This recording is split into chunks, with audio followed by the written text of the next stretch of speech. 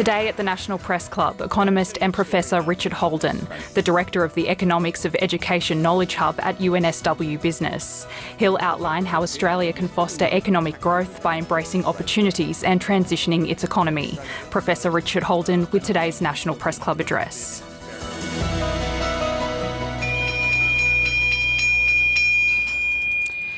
Yuma, welcome to the National Press Club of Australia for today's Westpac address, broadcast to you from Ngunnawal Ngambri country here in the nation's capital.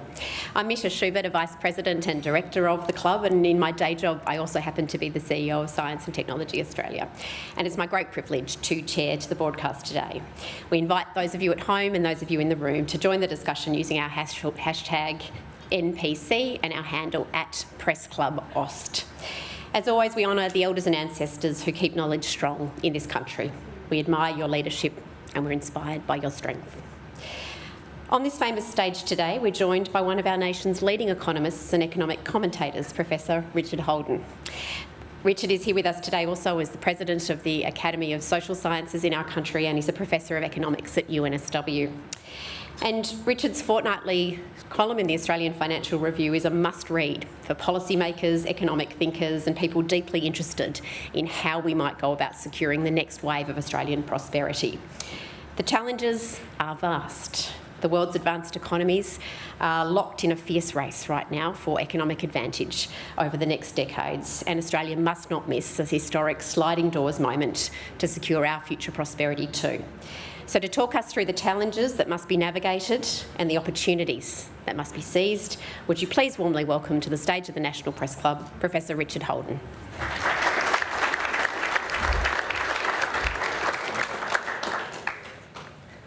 Well, thank you, Misha, for that very generous introduction, and let me begin by acknowledging the traditional owners of the lands on which we meet, the Ngunnawal and Ngambri people, pay my respects to elders past and present, and extend that respect to any First Nations people with us today.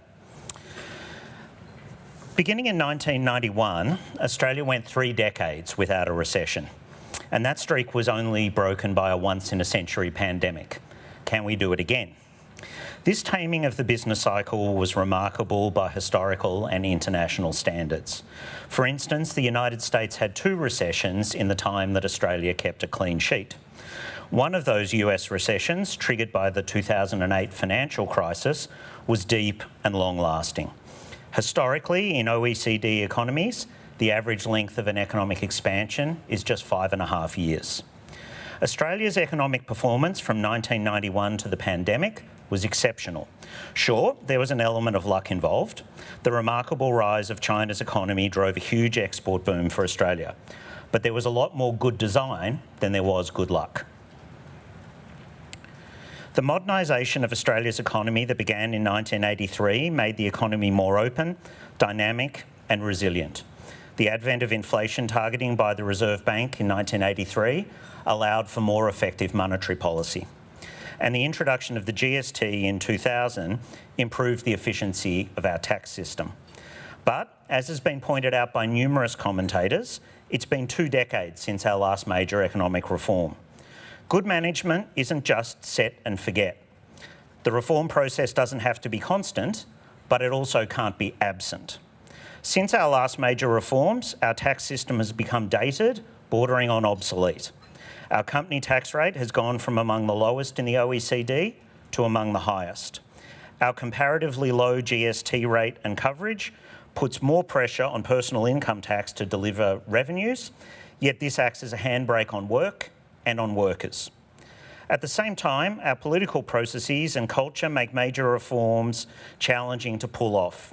Several governments have dipped their toe in the water with significant ideas, only to find that political water pretty icy. Our inability to make major reforms is a significant risk. Every year that we're unable to enact important reforms increases the chance of a recession if we're hit by a global or domestic shock. Now, one of the great lessons of economics in recent decades has been that to understand the relationship between politics and economics is absolutely crucial. The late, great Harvard professor Alberto Alesina showed how important that relationship is. And it runs 2 ways, from politics to economics and from economics to politics. Despite that fact, and despite Alberto's influence on me personally, I will refrain from speaking about politics and the political process today. Instead, I'll focus on our economic opportunities and challenges. We face formidable challenges, but we have significant opportunities. We may need to become a green energy superpower to replace the large economic contribution of our fossil fuel industries as the world decarbonises. The decline of student performance relative to other countries and in absolute terms will need to be reversed. Productivity growth will need to be significantly enhanced. We will need to adapt to an ageing population, and we will need to reconfigure our global supply chains. Yet Australia possesses an extraordinary endowment of natural resources required for a decarbonised global economy. We have a long history of stable and high-functioning institutions, and we remain one of the most attractive places in the world to live, at least if you can actually afford to live here. In the remainder of this address, I'll outline what I see as a path to continued Australian economic exceptionalism, and I'll focus on 5 main areas: productivity, education, decarbonisation, an ageing society, and supply chains. I began by noting our incredible run of economic success and asked, can we do it again? I'm an optimistic person by nature, so my answer is going to be yes. But I'm a sceptical person by training, so I'm not going to pretend that it's going to be easy. Productivity. Australia's productivity growth has averaged just 1.2% since 2005.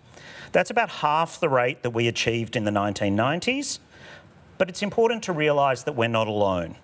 Over the last 10 years, labour productivity has been even lower than Australia in Canada, Germany, France, Italy, Japan, New Zealand, and the United Kingdom. So whatever's going on here probably bears some similarity to what's going on in all advanced economies. Things like the rise of the services economy and technological shifts. The reason this matters is because, as Paul Krugman said long ago, a country's ability to improve its standard of living over time depends almost entirely on its ability to raise its output per worker. And seemingly small differences in annual rates have big medium-run effects.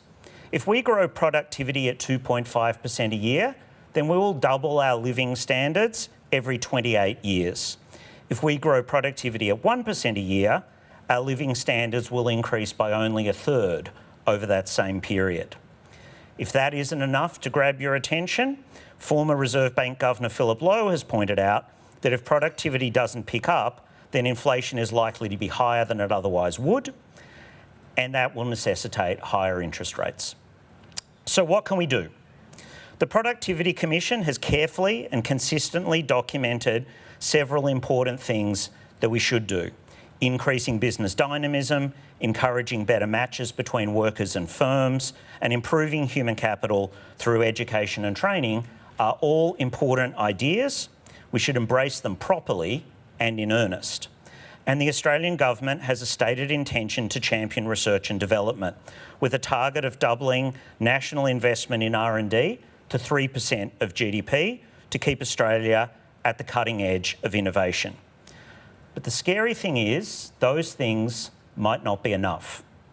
In a provocative paper last year, NYU economist Tomar Philippon suggested that productivity growth might be linear, not exponential. So the compounding one gets from the standard model might just be wrong. Now, there are some caveats around the paper, but it certainly makes one think. If its basic point holds up, then we have historically relied on big innovations like electrification of homes and industries or the personal computer revolution to get historical levels of productivity growth. Absent big innovations, we actually get very modest growth. So what might be our next big step change innovation? Arguably, it's artificial intelligence, but not necessarily the way you might think. Economists R.J. Agrawal, Joshua Gans and Avi Goldfarb argue that large language models, like GPT-4, are best thought of as prediction machines. What AI does is reduce the cost of prediction, often dramatically. That's very useful, but by itself probably doesn't get us a big leap in productivity. But if organisations of all forms, businesses, schools, hospitals, government departments, can use better predictions to reorganise their processes, then the leap in productivity might indeed be dramatic. Agrawal, Gans and Goldfarb illustrate this with two neat examples. The first is electrification. Electric power was developed in the 1890s. Now, electricity is better than steam power because it loses less energy. So factories gain from removing steam power and plugging in electric power. But the big productivity gains came because electric power allowed factories to be completely redesigned. They could be moved away from water sources. They could be laid out in one big floor rather than on multiple floors that they were, trying to keep production processes close to the single steam power source. Suddenly, the modern assembly line and mass production became possible. Their second example comes from the 2021 New Zealand America's Cup team. Team New Zealand used to run AI 24-hour-a-day simulations of optimal racing tactics. The crew learnt a lot from this. But the big payoff came when they realised that boat design could be improved by understanding the feedback loop between design and tactics. The lesson here is that to turbocharge the benefits of AI, we need to connect better prediction with improved design of boats, of factories, of organisations, and create a virtuous feedback loop.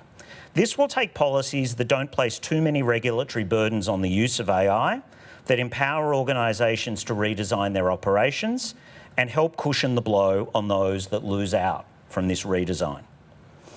Education. First, the bad news. Educational outcomes, at least as measured by standardised tests, have been declining. Since international PISA tests began in 2000, Australia's educational standing has been in constant decline relative to our peers. In 2000, there were 35 countries with lower PISA math scores than Australia. Since then, 16 of them have overtaken us. We're also doing worse in absolute terms.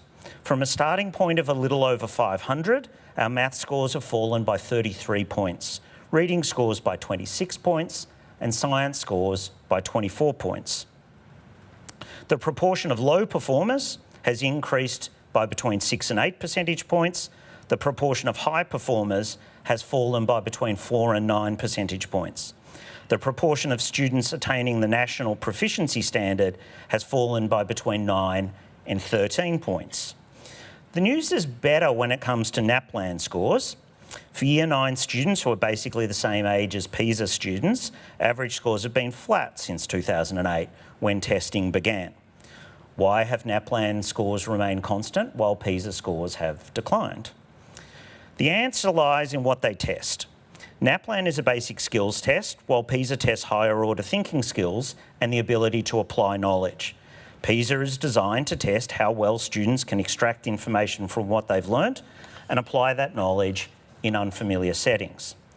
Basic skills are, of course, very important, but they're a platform for higher order thinking skills that provide the basis for further study or training and are essential to developing the human capital required for better, higher paying jobs. Anyone who runs a business knows the importance of higher order thinking skills in their employees. Anyone who teaches at a university knows the importance of higher order thinking skills in their students. As President of the Academy of the Social Sciences in Australia, I regularly speak about critical and contextual thinking, communication and problem-solving skills as hallmarks of training in the social science disciplines. And I submit that over recent decades, people in both these sectors have seen exactly the kind of changes in their employees and in their students that our PISA scores suggest they would. The good news is there's excellent evidence from overseas about what works in education. As with any policy question, to know what educational interventions work, we need to understand the causal effect of interventions on outcomes. The best way to do that is through a randomised controlled trial, or RCT. To understand the causal effect of heart medication on cardiac outcomes, researchers assemble, say, 200 people and randomly assign 100 to a treatment group that get the heart medication and 100 to a control group who get a sugar pill. The average number of cardiac events in the treatment group minus that average in the control group is the causal effect of the heart medication. Economics of education researchers began applying these techniques more than 20 years ago. Rather than rely on observational data, or worse still, anecdote, they began running RCTs in education. And they have demonstrated how effective some educational interventions can be. Among the most effective are high-dose tutoring, managed professional development for teachers, frequent feedback for students, the use of data to guide instruction, and reduced class size. That last one, class size, might surprise you, as the conventional wisdom in Australia is that class size has no effect on student outcomes. This was also the conventional wisdom in the United States at one point, but high-quality RCTs show that reducing class size by about 25% has a big impact on student outcomes. It's not necessarily cheap, but it is very effective. And that's instructive because it points to how misleading conventional statistical analyses can be, and it highlights the need for evidence from randomised controlled trials in education in Australia. Decarbonisation.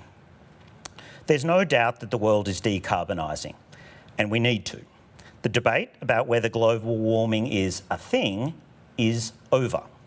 That's good. What's not so good is that we have waited so long to take serious action that we have a very large challenge in front of us and a very short time frame in which to complete it. To achieve net zero emissions by 2050 and to get our grid to 82% renewables by 2030 is a scientific, engineering, economic and logistical challenge of staggering proportions.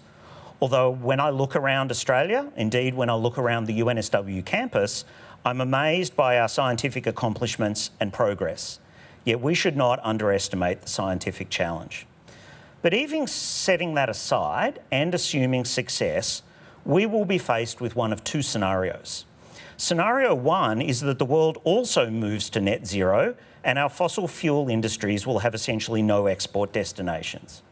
Now, there's a difference between gross zero and net zero, but basically we would have to fill a hole in our economy that's roughly 15% of GDP.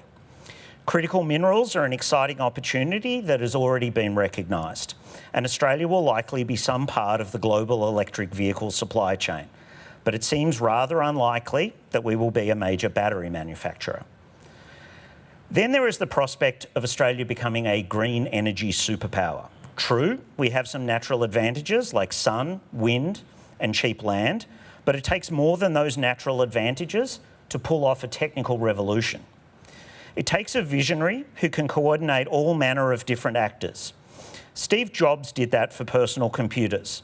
But let's not forget that there were plenty of hobbyists and enthusiasts in Silicon Valley in the 1970s. Yet it wasn't random enthusiasts at the Homebrew Computer Club, but Steve Jobs who changed the world. And Jobs was not an enthusiast, he was a revolutionary and a visionary. Who will be our Steve Jobs? Scenario two is that a meaningful proportion of the rest of the world doesn't decarbonise and our mining exports in the traditional form are still viable. But given that we don't know which scenario will occur, and we can't just wait to find out, we will have to have green energy superpower capability on hand just in case, assuming that's possible. You can see that I think that decarbonisation is completely crucial, but it's here that the execution challenges of decarbonisation and then replacing all the lost GDP that will be perhaps the largest that we face as a country in coming decades. An ageing society. Like many countries, Australia's population is ageing. In 1996, 12% of the Australian population was over 65. Today, that number is 16%. A generation from now in 2060, it's projected to be 20%. The population over 85 was just 1% in 1996. It's double that at 2% now, and by 2060 is projected to be around 4%. And of course, because the total population is rising, there will be a lot more elderly Australians. We have fewer than 600,000 Australians over 85 years of age today. In 2060, that's projected to be more than 1.5 million people. We will have a lot more older Australians to care for in coming decades. The starting point in any discussion about this must be that every Australian deserves to age with dignity. We have seen, sadly, that we're not doing an adequate job of this at present. Yet the task is only going to get more challenging. This is going to cost a lot of money, and there's really no getting away from that basic fact. Now, if we can deal with the other challenges I've outlined already and keep our economy moving, then some of these costs can be paid for out of the prosperity generated. But if that's not enough, then we're going to be faced with some harder questions. One is whether it's right for people to die with significant superannuation balances while younger Australians fund their aged care. This is an intergenerational equity issue. It's also an efficiency issue because of the additional tax burden on younger Australians. There is, though, a broader point here. The relative prices of the things that government buys have increased a lot. Former United States Treasury Secretary Larry Summers has a very nice way of illustrating this. In the US, the quality-adjusted price of a television has fallen 25-fold since 1983. The price of a day in hospital has increased 6-fold. So there's been a 150-fold change in the relative price of TVs and a day in hospital. Another way to see this is to note that if the price of cars had fallen as rapidly as the price of computing power over the last 4 decades, then a nice car would now cost 5 cents. This is, of course, due to Gordon Moore's famous observation that the number of transistors that can be etched onto a microchip tends to double every 2 years. Now, we can quibble about the differences between Australia and the US in terms of hospital and TV prices, but there's no escaping from the following basic truth. There is no Moore's law for most of what government buys. So not only are the demands on government going to increase substantially, so is the relative price of fulfilling those demands. This all brings us back to the importance of productivity growth, and in particular the importance of productivity growth in the services sector. Achieving productivity growth in the services sector is not an easy task, but it is possible. What it will almost surely require is more automation in sectors like aged care. That need not be a job killer because the demand for aged care will rise so dramatically. Government services, in general, will need more capital and more labour. Sometimes that will involve technology that substitutes for labour. An example of this is pill dispensing robots in Japanese healthcare, freeing up the time of medical personnel to perform other tasks. And in other instances, labour and capital can be complements, not substitutes. A good example of this is Da Vinci surgical robots. Rather than replace surgeons, they allow surgeons to work with greater steadiness and precision, leading to improved accuracy, shorter recovery times, and less pain for patients. This also brings me back to artificial intelligence. If we can get dramatically better prediction, then we could see large efficiency gains in the services sector. If this allows for processes and reorganisations to be redesigned, then we can turbocharge those efficiency gains. In short, I'm pretty optimistic about the prospects of increasing productivity in the services sector. Supply chains. We're all familiar with how the coronavirus pandemic disrupted global supply chains. In the pre-pandemic era of seemingly unfettered globalisation and armed with sophisticated IT systems, companies had fine-tuned just-in-time supply chains. This cut down on inventory, thus reducing working capital requirements. It was one of the unexpected upsides of globalisation. But as we discovered, in a world where a major pandemic can occur, this is cutting things too fine. Supply chains need to be a little less just-in-time and a little more just-in-case. Firms have done or are doing this, and they've got every incentive to do so. This is how things are supposed to work. Get an update on the possible risks involved and re-optimise. But a bigger issue looms. International trade has now been, or is in the process of being, weaponised. It now seems almost inexplicable that Germany became dependent on Russia for 55% of its natural gas. Equally inexplicable is how the United States became dependent on Taiwan for 95% of its advanced semiconductors. Of course, Taiwan is a friend of the United States, but I think you get the point. Geopolitics can have dramatic consequences for trade. Of course, these decisions were made at a time when the prevailing wisdom was that trade prevents war. Perhaps we're now in a world where war prevents trade. And in such a world, and there already is, a desire to ensure continuity of supply. One way to do this is through so-called reshoring, making certain that there's adequate domestic manufacturing capability. Another is through what has become known as friendshoring. One doesn't have to have domestic capability, just a stable trading relationship with a country that does. As an economist, the retreat from globalisation makes me, well, a little bit sad. But as a realist, one simply can't ignore the need to diversify our global supply chains. The crucial thing is to do this in a smart way. We should not reshore something that we can safely friendshore. For instance, there is simply no sound case for a domestic Australian semiconductor fabrication capability. In other industries, we will probably end up manufacturing things that we used to trade internationally. This is like buying an insurance policy. It's smart. But it's not something to celebrate. I don't know anyone who celebrates paying their car insurance policy. Now, in a narrow sense, it might look like this creates some jobs, but it also means we're not doing other things at which we're relatively better, at which we have a comparative advantage. We lose from deglobalisation. It is something to be managed rather than letting it manage us. Beginning in 1983, Australia opened up to the world. We became a dynamic and vibrant economy. We cut tariffs and increased exports. We benefited enormously from globalisation. And the economic prosperity that flowed helped build one of the world's great social safety nets. There is no doubt that safety net needs to be improved in various important ways. But we won't be able to do that without economic prosperity. During this period, we had governments from both sides of politics that embraced markets, but knew that sometimes markets fail and need correction.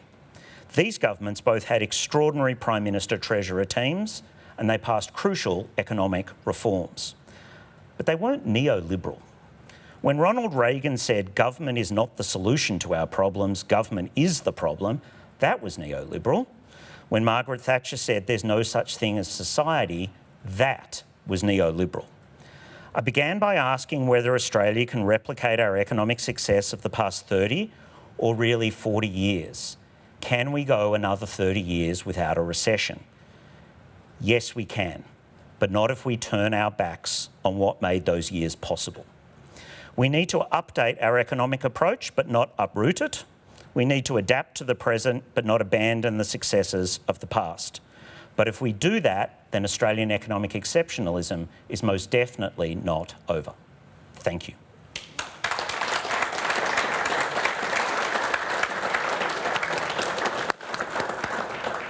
Look, thank you, Richard Holden, for that incredibly incisive but also slightly depressing analysis of the size of the challenges ahead for Australia and our economy and for the world. I was tempted to sort of invite you to sort of open with your thoughts on email and a productivity kind of drag or booster kind of comment there, but maybe we'll park that flippancy. In the context of what you describe about how the world is starting to really focus in on the task of innovation as a driver of productivity, I wonder if we could invite you to just share a few thoughts about what you're seeing in some of those giants amongst the advanced economies of the world, dramatically escalating their investments in research and development to try and seize a greater share of that innovation pie, and what you think the implications are for Australia. That's a great question, and thank you, Misha. I think we've seen in the United States, which is already arguably the cradle of innovation in the world, a real commitment from the Biden administration through the CHIPS Act to try and turbocharge innovation in important areas in the United States.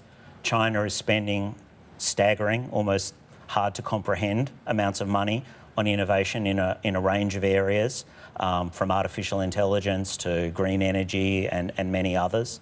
There are already countries like South Korea that spend well above 4% of GDP on research and development.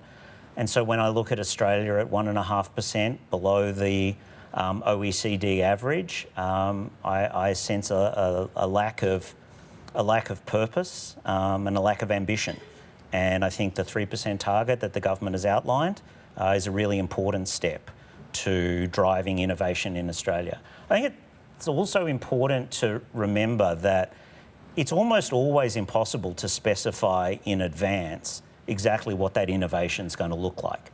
That's the nature of discovery. You don't know what you're going to discover ahead of time.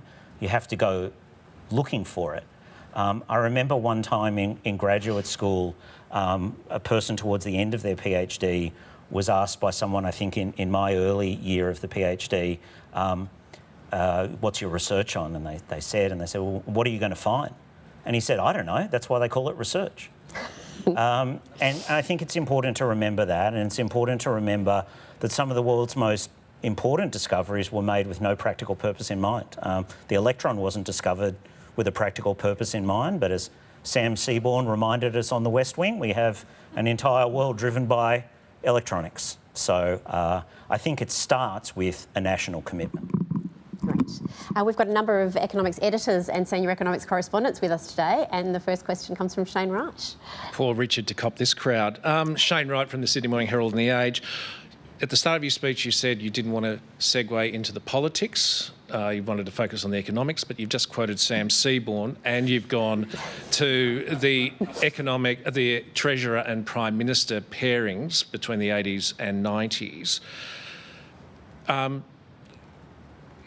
Do you think the situation for the 80s and 90s is that politically the country was relatively homogenous?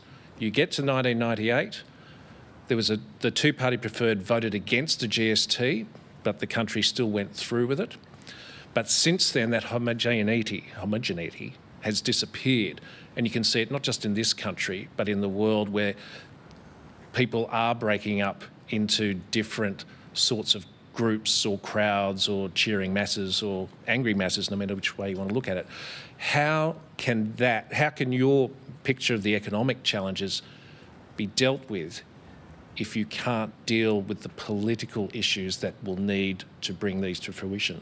Yeah, it's a great question, Shane. And I think there's no doubt that we live in a slightly more fractured society than we did in the 1980s and 1990s. And as you point out, that's true in most places in the world. You know, when I look around the world, I'm pretty hopeful, actually. I spent a decade living in the United States, and, you know, there's no comparison to the kind of decoupling of different sides of politics that's gone on in the United States and continues to go on as to what's going on here. I think there's a lot more homogeneity than in other places in the world. And I think it's really up to our national leaders to help recapture that and outline a vision. And so I think it depends on, you know, that leadership and what gets put before us. And I think the two Prime Minister Treasurer teams that I referred to, you know, one on each side of politics, were both exceptional in their own way, and we need that kind of exceptional leadership again. Terrific. Our next question is from John Kehoe. Hi Richard, John Kehoe from the Australian Financial Review. I'll ask a question mainly about economics but related to politics.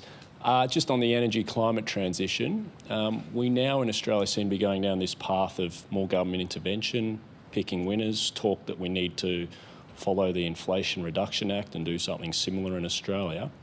How would you judge the merits of that approach that we're embarking on now versus, say, 10, 15 years ago when we had a carbon price? Thanks, John. I, like most economists, like markets and have been a long time advocate of and believer in a carbon tax. And it's, you know, worth pointing out that economists first advocated for a carbon tax in the 1970s. And as you point out, we used to have one in Australia. Now that economy-wide price on carbon raises a number of issues.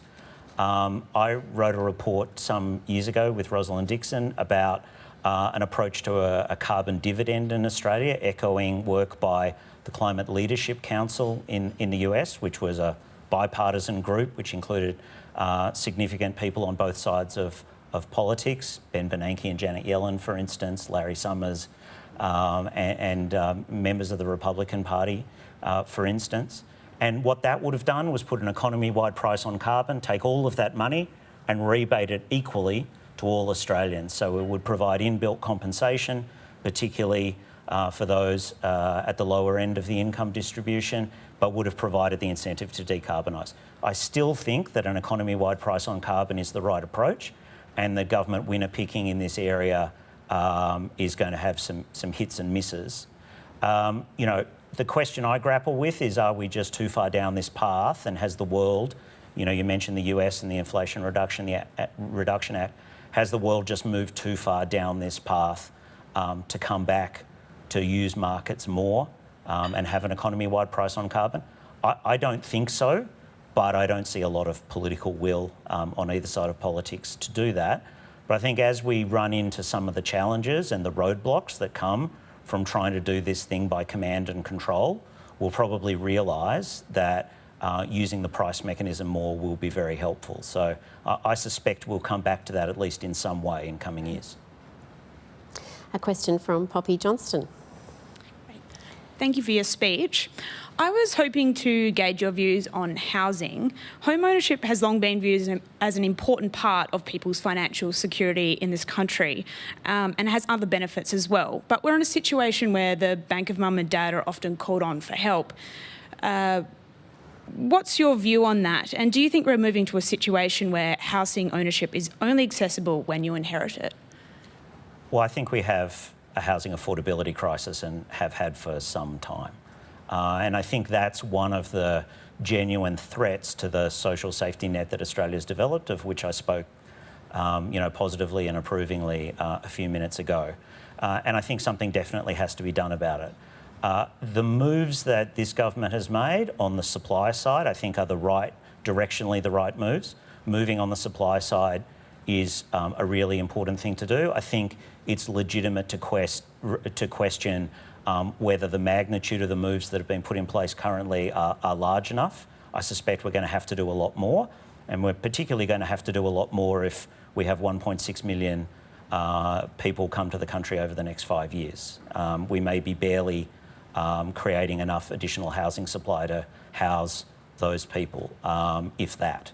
So I think more needs to be done. Now, that's not just click your fingers. These things actually have to be built. In a sense, paying for them is the easy part. I think we've lost sight a little bit as well, though, of the demand side of things. So in, I think, the middle of 2015, I authored a report for the McKell Institute about how we could phase out negative gearing by sort of grandfathering in a scheme where negative gearing was only available for new construction.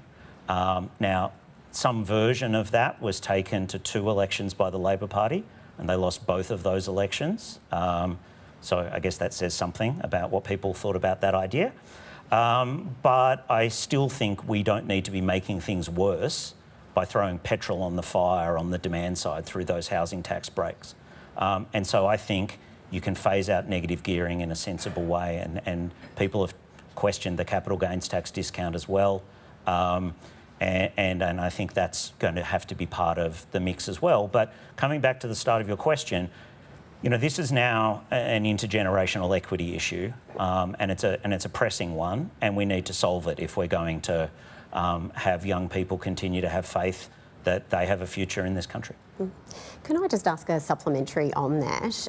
You asked the question in your speech about whether or not it's fair to end up with a situation where we might have an increasing number of older Australians ending up with quite sizable superannuation balances, and at the time when we've got these other pressures on the public purse and wanting to then also draw down on the sort of social safety net. What's your answer to that question that you posed? Oh, if I had a good answer, I would have answered it rather than just posed. No, I think I'm going to answer that with another question, and then I'll try and be a little bit more direct. Excellent. Which is, if we give government subsidised tax breaks, which are, you know, paid for through income taxes and other things, for people's retirement savings, and then they're not used for retirement, then I think there's a real question about whether they shouldn't be used for other things that people are going to spend money on. So aged care was the one that I had in mind. And so one answer to that is to say, well, you've got to use up your superannuation balance or some portion of your superannuation balance in the process of funding, helping to fund your aged care.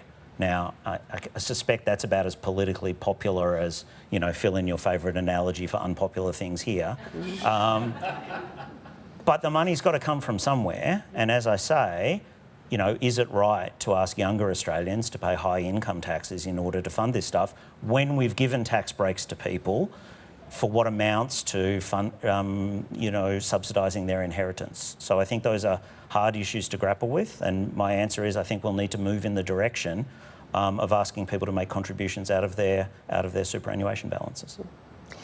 Our next question is from Adrian Rollins. G'day, Richard. Adrian Rollins from the Canberra Times. I wanted to take you to an aspect of productivity, competition. Australian economy is, as we know, there's some high-profile industries which are marked by oligopolies, duopolies. I wanted to get your thoughts on whether you think that is a characteristic of the Australian economy and its size, or other factors, or whether there really is a broader agenda there that can be done to increase competition in our economy. And if I can be cheeky and ask another question, there's a narrative about winners and losers from globalisation, which I think has been politically potent in some places.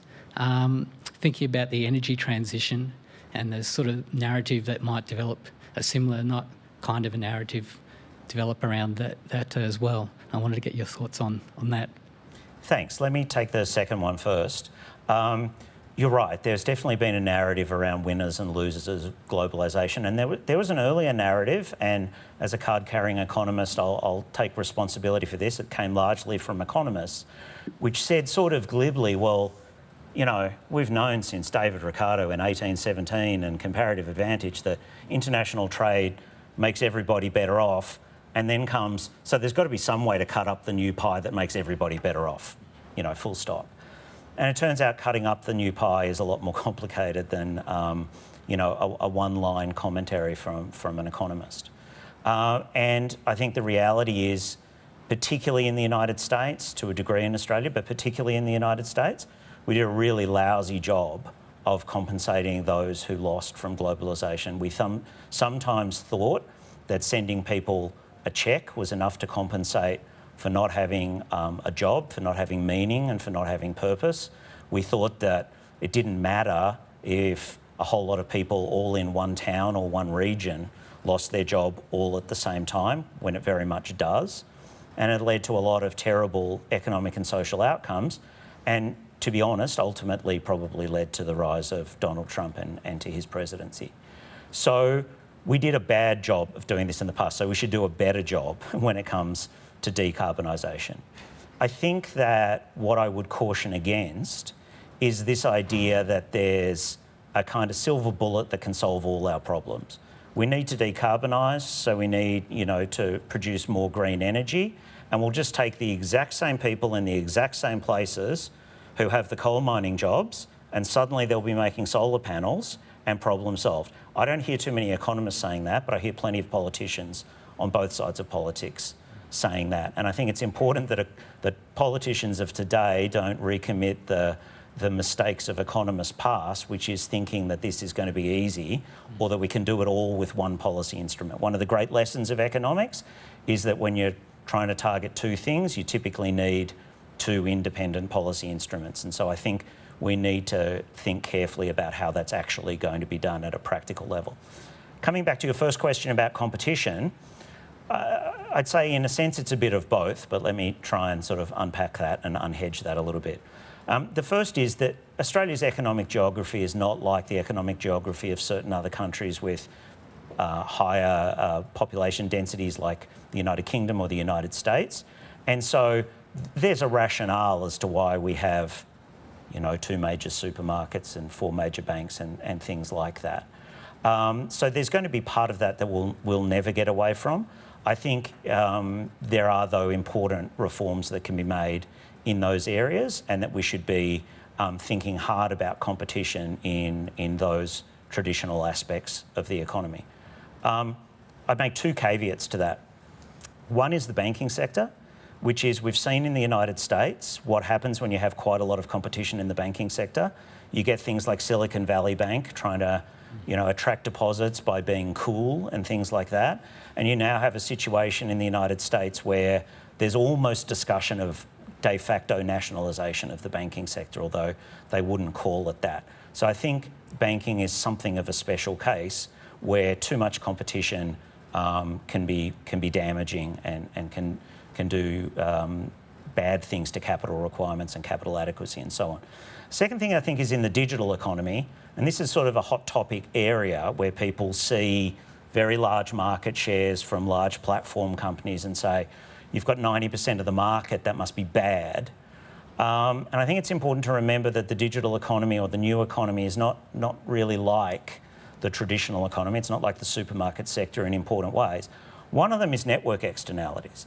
So why is it good to be a rider on Uber? It's good if there are a lot of drivers on Uber because you don't have to wait very long to get an Uber. And why is it good to be a driver on Uber? Well, it's good if there are a lot of riders on Uber. So these network externalities mean actually big is good in a certain dimension. So we then have to ask the question, do companies like Google and Uber and so on have a lot of pricing power? And certainly on the consumer side, ignoring data ownership, which is a separate but important issue, they don't really seem to have a lot of pricing power. So I think we need to be terribly careful not to transplant the lessons of how we deal with competition in the old economy and apply it unthinkingly in the new economy. Thank you. Ben Westcott. Ben Westcott from Bloomberg. Thank you very much for your speech. You mentioned that if the world goes down a path of decarbonisation, Australia could see a blow through its GDP of about 15%. But even if they don't go fully down that path, there's no doubt that's probably going to decrease as time goes on, as countries move away from carbon. What do you think Australia's economy looks like? How do we replace that GDP? We've seen some opinions from government figures, building more things in Australia, as you mentioned, green superpower stuff. But unless Australia suddenly develops a incredibly successful battery industry, it's probably not going to happen anytime soon. What's your sort of feeling? My feeling is it's more likely to come from providing critical minerals rather than, as I suggested and as you just mentioned, becoming a battery manufacturer itself. So I think there's a huge opportunity in critical minerals. Lithium is a current and hot topic in that regard. And there will probably be some role for not just, if you like, shipping this stuff overseas. But we've already seen partnerships between Australian companies or Australian companies operating in the US in lithium. And I think thinking about how we can move some way along the value chain while maintaining comparative advantage is really important. So I think it'll most likely come from those areas. I also think it'll come from the services sector and other areas and will expand. But again, I'd caution strongly against the idea that there's some sort of easy win with an industry policy where we suddenly reshore and start making a whole lot of things at which we frankly don't have a comparative advantage. Thank you very much. Our next question's from Nick Stewart. Thanks very much for your speech. I'd like to begin by following up with Shane's question first of all. You pointed out that the beautiful curve of growth from the 90s was really largely and successfully funded by the minerals exports and China's growth. There was another factor as well that helped us over a number of those points avoid recession, but didn't help us when we cut off immigrants during COVID, and that was the ever-increasing number of people who were coming to Australia to make us a bigger and more adventurous country. I was wondering, do you think we're going to be able to continue doing that? And if so, you mentioned housing is the problem at the moment. What happens when we begin to turn that faucet off? How do we need to actually begin doing that? And how does that come about? The other question is with regard to the services economy. The huge growth of the NDIS in particular has just seen so much more money devoted to it, but unfortunately we haven't been able to see the productivity growth coming from the NDIS in particular. How do you inject productivity? How do you squeeze productivity growth out of a sector like that? Well, thank you very much. On immigration, I'm a big fan of immigration, and I think these debates about big Australia or medium-sized Australia or just the same size as we are Australia sort of rather miss the point. We benefit particularly from skilled migration. I think it's important, though, to remember that it's GDP per capita, or sort of per capita measures of output that matter. So at times we've avoided recession actually by just having more people, and we would have, if we'd measured it on a per capita basis, have been going backwards. So I don't think it's enough simply to sort of have more people to increase GDP, but if we increase skilled migration, if we benefit from the skills and training that other countries have performed, then we can take advantage of that. I think Australia is a very attractive place to live for a whole range of reasons. But where do you live if there's no houses? And then that's exactly the point about housing supply, and it's another reason why it's so critical, because it is going to act, if it's not already acting, as a handbrake on our ability to attract people from overseas. So it's doubly important. Now, there are density issues and infrastructure issues within our major capital cities, and infrastructure takes a long time to build. And again, it's maybe a little bit less the money than it is the time frame and getting it done. So we're going to have to do better at that. But I think we're also going to have to look at longer term, thinking about the growth of, if you like, other cities or regional centres. And how they can be connected by things like high-speed rail and so on. So I think we'll have to think, certainly as far as Sydney and Melbourne are concerned, at some point pretty soon we'll have to think outside the capital city box. And the NDIS? And on the NDIS, well, I heard Bill Shorten speak from this podium about the plans that he has to try and address that. I think it comes in two parts. There are issues around the structure of the NDIS and around the incentives that are created in it at the moment, and my understanding is there's extremely good work going on trying to address some of the anomalies that have occurred so far and address those things. And then I think it's part of the services sector more generally, of which I spoke, and I think we're going to have to see more automation in that sector, more use of things like artificial intelligence and other things to try and make better use of the human capability that we have, and in some instances substitute labour for capital. Richard, you spoke about those really mind-focusing statistics of the educational performance of our Australia's school children, and noted there's going to be a big need for more educational research to really understand what works to turn those results around and get them heading in the right direction. I wondered if you had a few thoughts about the pressures on Australia's teaching workforce, mindful that we've seen an exodus of teachers in some places from our teaching workforce, and what we need to do in policy terms to really grapple with that important ingredient in getting those results heading up, not down.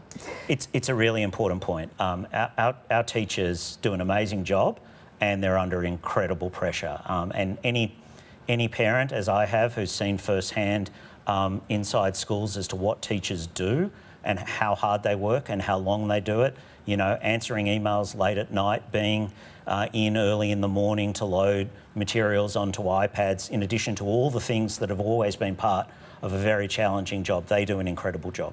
So we need to support them more. Some of that, I think, is about saying, okay, what tasks are teachers currently performing that we can take off their plate or ease those tasks? So is it the case that every Year 5 mathematics teacher needs to reinvent their teaching materials?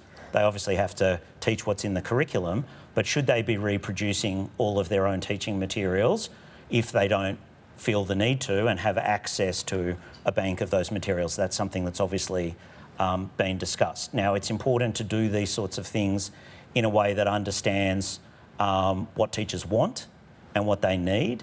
And I think a really important part of any decision making, and this goes back to, in fact, a 1945 paper written by Friedrich Hayek in the American Economic Review, which is best known for talking about the importance of the price mechanism, but also pointed out that you want to allocate authority to people with the local information, to people at the coalface. And teachers have the local information, people are at the coalface. They need to have the authority to be able to do what they know is right for kids. I think it also probably requires some rethinking about how authority is allocated to schools themselves and what we allow principals to, if we can put principals in a position to be able to decide what to do rather than giving them a checklist of things that they have to do. So I think it comes in forms of resources, in terms of technology and in terms of authority as well. Another question from Shane Wright. Richard, I just want to come back to the point that you made about AI and disruption. But going back in time, the Jenkinson government responded to the Luddites by jailing and executing and transporting those who are upset about the new technology that come along and taken their jobs. Let's move forward a couple of hundred years to now. You mentioned the fact that if AI is as disruptive as you expect, there would have to be some form of compensation for those who are going to be disrupted, and the expectation is AI will eat into much more educated jobs, perhaps academics, perhaps journalists, who have very loud megaphones. How do you think you would go about, or how would you design compensation for those affected by AI? It's a great question and it's a hard one. In one sense, it needs to happen on a case-by-case basis, but in another sense, we need to make a commitment to trying to make the pie as big as possible and then do a really good job of reallocating it. And what I think we need to be very careful not to do is to throw too much sand in the gears of the technology itself, because the people who lose from it are easy to identify, but as usual, the winners from it are quite diffuse. So I think that's very important. Part of that is going to come from a national commitment to lifelong education, to see education not as something that stops at the end of high school or the end of TAFE or the end of a university degree, but is something about lifelong learning. Now, on one hand, there's a lot of lip service paid to that. On the other hand, I know from within the university sector, and I've seen this through the Academy of Social Sciences, is there's a lot of very good work going on thinking about how we can continuously keep people upskilling and stay ahead of the curve, see what's coming and make sure that that's possible. I think the other thing is to be optimistic about the fact that, as I say, sometimes these new technologies and people are going to be complements. They're going to be complementary. So we could have freaked out, or doctors could have freaked out about the idea of surgical robots. It turns out, at least at the moment, these things tend to go together very well. They're complements. So if we don't embrace the technology, then we will miss out on those opportunities. And no less a figure than Bill Gates, talked at one point about a robot tax. And I think now that would be seen as a fairly bad idea, sort of reminiscent of the Luddites. So I think we need to be open to it, but alive to how we need to compensate people and how we need to be ahead of the curve in doing that. Another question from John Keogh. Hi, Richard. Just on some of the issues you identified on the intergenerational, the cost of the ageing population, potential for more of the burden to fall on working age income taxpayers, what do you see as some of the potential policy solutions around that? For example, is it more user pay for aged care? Do we need to be considering wealth taxes or other things? Yeah, it's a very good question. On wealth taxes in particular, I'm not a fan of wealth taxes. I think they're a form of double taxation. I'm also not a fan of inheritance taxes. So if you want to ask me for two things I would like to see ruled off the table in any discussion about taxation, then wealth taxes and inheritance taxes would be things that I think should be taken off the table just on first principles. As I say, I think people who've benefited from taxpayer subsidies should not then expect to be able to keep the benefits of those taxpayer subsidies in the form of part of their retirement savings and then ask the taxpayer again to pay for their aged care. Now, I said in my remarks, and it's important to reiterate, that the starting point is that everyone deserves to age with dignity. So that's the one immovable thing that we need to make a commitment to. But how we pay for that, I think we need to be smart about how we think about paying for that. I mean, while we're on the topic, and I've said many times previously, Australia has a very peculiar mix of income taxation and value-added taxation compared to almost every other country in the OECD. We get about 60% of our revenues from income taxation. Our GST is very low by international standards and only covers about half of the things that we buy. And I think it is going to be completely unavoidable not to have a proper discussion about increasing the GST, compensation that comes from that, and lowering our reliance on income taxes. I've written in your newspaper many times about the particular plan I have for that, which I call the progressive GST, which involves raising the rate and broadening the coverage of the GST, but giving every Australian a $10,000 or $15,000, if you like, GST-free threshold, or you could think of that as a $1,500 or $2,200 UBI that we all get, that has an inbuilt progressivity to it because everybody gets the same amount. So it's a big portion for low-income earners. That might not be the idea that appeals to people, but I think ruling things like that off the table are just going to kick the can down the road. And as I said, it's already been 2 decades since we've had any major economic reform. Another question from Poppy Johnston. Thank you. The RBA Governor has just raised concerns about successive shocks and inflation. One shock is manageable, but when they keep coming, it's harder to deal with. What's your view on a more uncertain world and what back-to-back shocks mean for the Australian economy?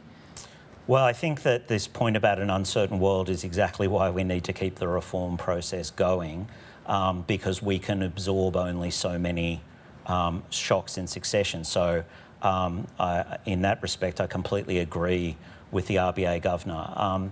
On the topic of the RBA, I think I would say that we were relatively slow to start raising interest rates on the way out of the pandemic, and we're currently at a level fairly significantly lower than many of our peers overseas with official interest rates, which raises the question of if we can achieve a soft landing with lower terminal interest rates and starting slower, what's so special about Australia that allows that to occur?